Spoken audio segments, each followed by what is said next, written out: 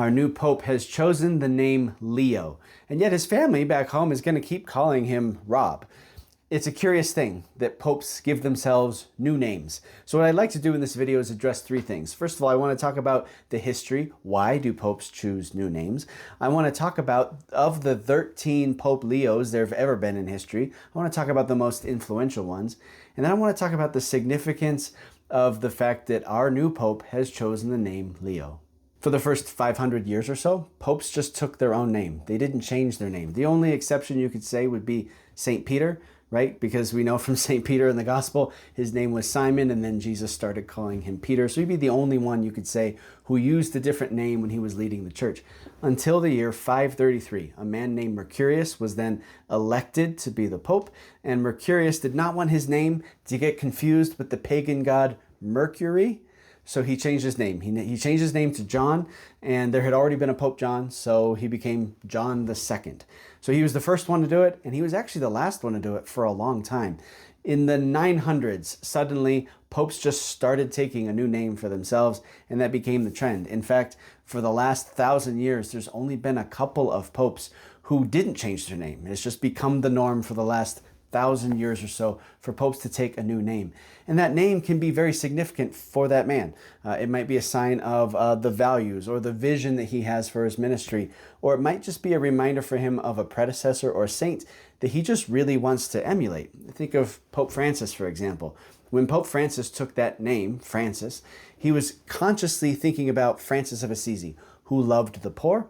St. Francis of Assisi was known for the joy that he had in spreading the gospel. So these were values that Pope Francis wanted to emulate in the course of his ministry. So it was kind of setting the course for him. So while a name that a pope chooses might point backwards to some predecessor or a saint, in a way it's also pointing forwards for his vision of what his ministry is going to look like as he tries to live up to the meaning of his name. Throughout history, there have been 267 popes, and certain names have just been more popular among the popes, like Gregory or Benedict or John. Leo happens to be one of the more popular ones, so our new Holy Father has taken the name of Leo XIV, which means that there have been 13 predecessors of his, also with the name Leo. What I would like to do now is kind of walk through the top five, the influential ones, and very briefly give you a little summary of each one of them. So this is your quick guide to the good, the bad, and the holy when it comes to Pope Leos. Pope Leo I lived in the 400s, and he's very famous for a particular scene in history where Attila the Hun was about to attack Rome, and he had his army ready to go when Pope Leo, along with some of his entourage, traveled out to where Attila was outside of the city, and there they were able to have some conference, and Pope Leo was able to persuade Attila the Hun to not attack Rome. Like, that's a pretty impressive act of diplomacy on behalf of the people of Rome. Sadly, years later, the Vandals attacked the city of Rome, and they sacked the city. It was a very sad time for the city of Rome. And thankfully, though, Pope Leo was able to at least negotiate with the Vandals to at least provide some safety for the residents of Rome. But he's going to spend then several years trying to rebuild the city of Rome, kind of coordinating the charitable work that was required in rebuilding Rome. Pope Leo I is particularly known for his theological contributions to the life of the church. There was a council during his time called the Council of Chalcedon. It was gathered together in order to deal with a heresy that was spreading around the world at the time, claiming that Jesus only had one nature. He wasn't human and divine, he was only divine. And so this council comes together and they adopt what was ultimately Pope Leo's expression of the two natures of Christ. He's fully human, he is fully divine. So Pope Leo ultimately is canonized a saint, and he is one of the few ever who has been given the title the Great. So he is known as Pope Leo the Great. Pope Leo IV serves in the mid-800s. He was a man who didn't want the job. He was elected pope against his will, but he accepted the job anyway. And shortly after his election, the Saracens attacked and sacked Rome. You're noticing a pattern here. So he spent years kind of rebuilding Rome. He spent a lot of work kind of organizing that charitable work of building fortifications to prepare for the next attack, because surely there's going to be another one someday. So he's rebuilding churches, he's rebuilding monasteries, he's kind of creating a spiritual reform as well. And he's the first actually to build a wall around Vatican City. If you've ever been to Vatican City, you know what that wall looks like today. So he was the first one to do something like that. He too was canonized a saint. Pope Leo IX lived after the turn of the first millennium. He's also a saint, and he was a traveling pope. He was in Italy, he was in France, he was in Germany, usually leading these church councils as the church is trying to define practices and define doctrines that needed to be clarified and that sort of thing. At one point, he's leading the papal army in a battle against the Normans, and he was captured, and he spent 9 months in prison as pope. And unfortunately, one of the things with Pope Leo IX is he's associated with the Great Schism, right? This terrible moment in our history as a church when the East and the West split. The Eastern Orthodox churches went their way, and they were no longer united with the Catholic Church. So this was in 1054. And so there was this mutual excommunication. Pope Leo excommunicated the Patriarch of Constantinople. They excommunicated each other.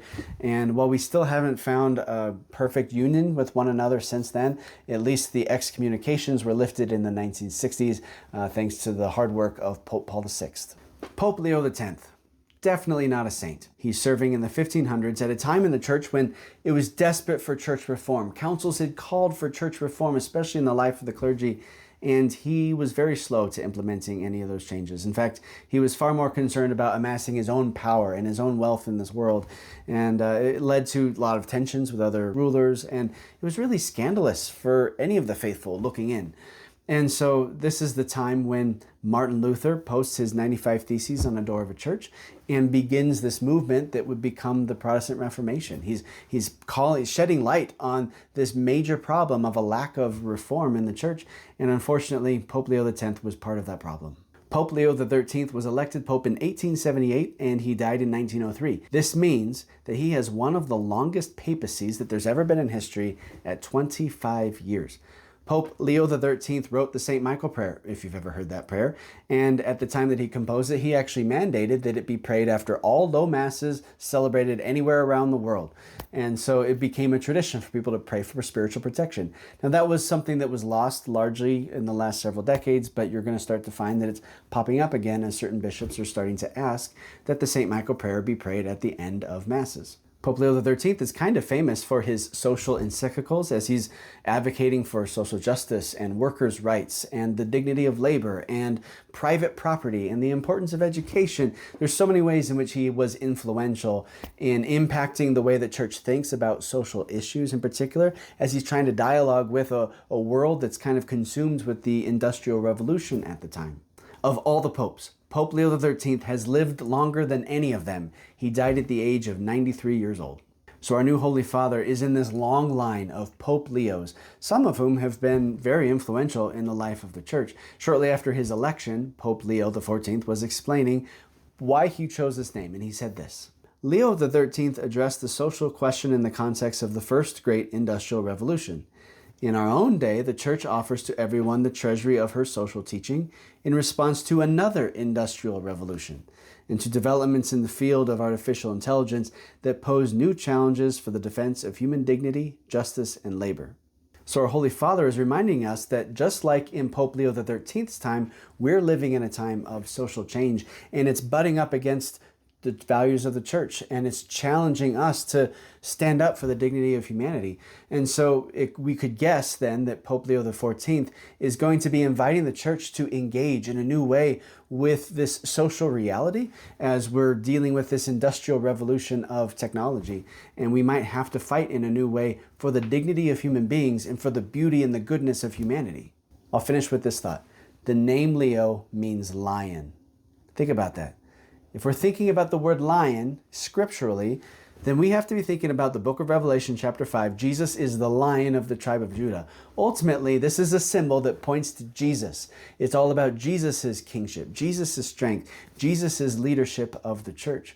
So as our Holy Father is taking on this new role of ministry for the church, he's sharing in Jesus' shepherding of the church, and it will be his job to point our gaze to Jesus and remind us that Jesus is the true King. Jesus is our strength. Jesus is the Lion of the tribe of Judah. God bless you.